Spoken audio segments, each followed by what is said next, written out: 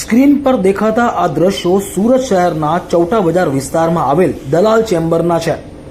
જાવેદ શેખ નામની વ્યક્તિ દલાલ ચેમ્બરમાં બીજા માળે સલોની ડ્રેસીસ નામની દુકાન ધરાવે છે। આજે બપોરે 12 વાગ્યાના અરસામાં જાવેદભાઈએ પોતાની દુકાન ખોલી હતી અને ઇલેક્ટ્રિક સ્વિચ ચાલુ કરતાની સાથે જ અચાનક જ દુકાનમાં આગ લાગી હતી, જેથી તાત્કાલિક જાવેદભાઈ દુકાનની બહાર નીકળી ગયા હતા। ગણતરીની મિનિટોમાં જ આગે વિકરાળ સ્વરૂપ ધારણ કરતા આખી દુકાન આગની ઝપેટમાં આવી ગઈ હતી, જેથી તાત્કાલિક બનાવને પગલે સ્થાનિક લોકો દ્વારા સુરત ફાયર બ્રિગેડ કંટ્રોલ વિભાગમાં જાણ કરવામાં આવી હતી। બનાવની જાણ થતાની સાથે જ મુગલીસરા, ઘાંચીશેરી, નવસારી બજાર અને માન દરવાજા ફાયર સ્ટેશનથી ફાયર બ્રિગેડનો કાફલો ઘટના સ્થળે પહોંચ્યો હતો। ફાયર બ્રિગેડના જવાનોએ તાત્કાલિક પાણીનો મારો કરી આગને કાબૂમાં લેવાના પ્રયાસો હાથ ધર્યા હતા। જો કે અડધો કલાકની ભારે જહેમત બાદ સંપૂર્ણ આગને કાબૂ લેવામાં ફાયર બ્રિગેડના વિભાગોને સફળતા મળી હતી।